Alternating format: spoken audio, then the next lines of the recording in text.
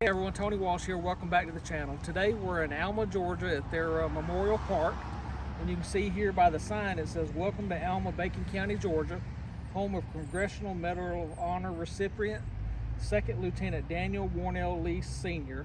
And it was awarded on January 23rd, 1946. First Lieutenant, then Second Lieutenant Daniel Lee was leader of Headquarters Platoon Troop A, 117th Cavalry Reconnaissance Squadron, mechanized, at Montreval, France on September 2nd, 1944. It's when the Germans mounted a strong counterattack, isolating the town and engaging its outnumbered defenders in a pitched battle. After the fight had raged for hours and our forces had withstood heavy shelling and armor-supported infantry attacks, 2nd Lieutenant Lee organized a patrol to knock out mortars which were inflicting heavy casualties on the beleaguered reconnaissance troops. He led the small group to the edge of town, sweeping enemy riflemen out of position on a ridge from which observed 7 Germans manning 2 large mortars near an armored half-track about 100 yards down the reverse slope.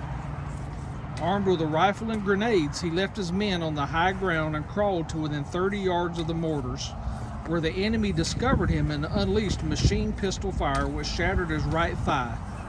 Scorning retreat, bleeding, and suffering intense pain, he dragged himself relentlessly forward.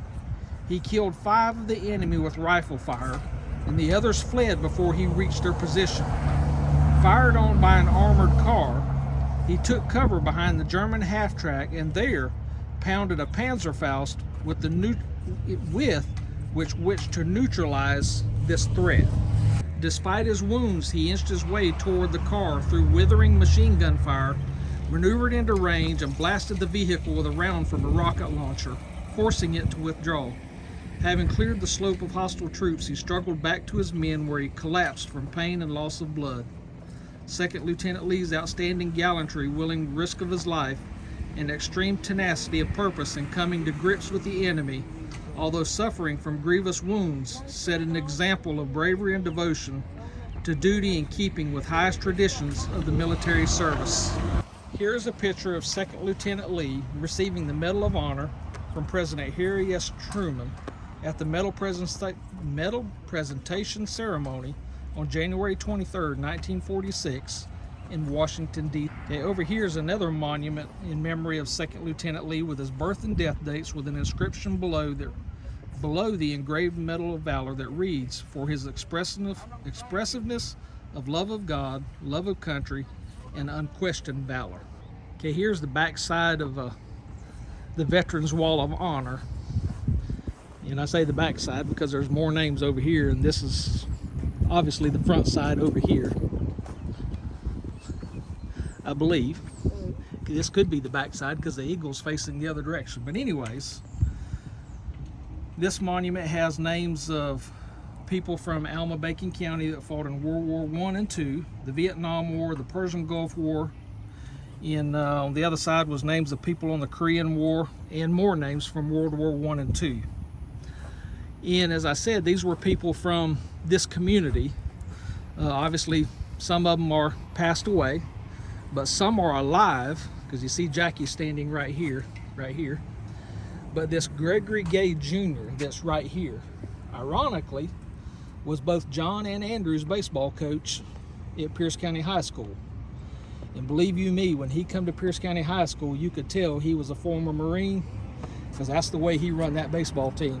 Now here's their Peacetime Monument with names of those that served in peace, and I actually happen to know a few of these myself, but I know there are some that are not on here, because there is one young man that went to school with Andrew, and ironically his name is Andrew, and that Andrew is currently serving in the Marines, and the last I heard, out in California, so I'm not sure where he's at right now. But again, it's just great that the city of Alma and Bacon County have made this park in honor and in memory of those that have served for our country. And here's the creme de la creme, or the eye catcher of the park, and it's a 1967 U.S. Army AH-1 Cobra attack helicopter, identified as 67-15831. Now the tail of the helicopter has an ID of TN C-NG on the top of another set of IDs that reads C-15831. Now, again, I had to reach out to my good friend Ed Hatmaker from Ed's Attention to Detail. Ed's retired Navy, and he has the best military knowledge of anyone I know. So Ed helped me with the following details, and again, we're both not 100% sure, but Ed knows way more than I do about everything. Ed's that kind of guy. He's just that smart.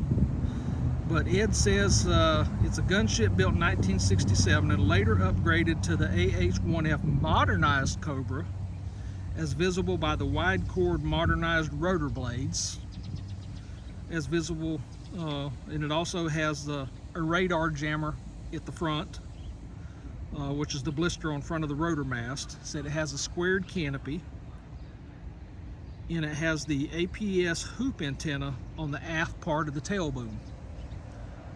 Ed says the tail markings are a little more difficult to research, and he's not 100% sure, but again, Ed's my phone a friend, so I trust his judgment.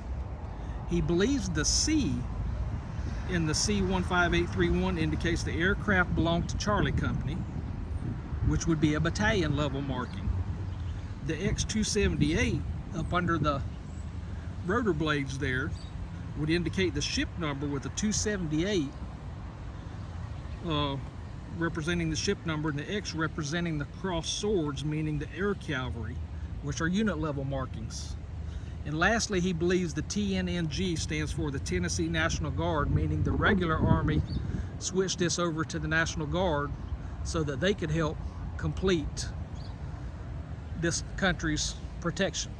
So that's the end of this video. I hope you like this little trip through the Memorial Park in Alma, Georgia. If you liked it, give me a thumbs up if this stuff interests you. If not, give me a thumbs down.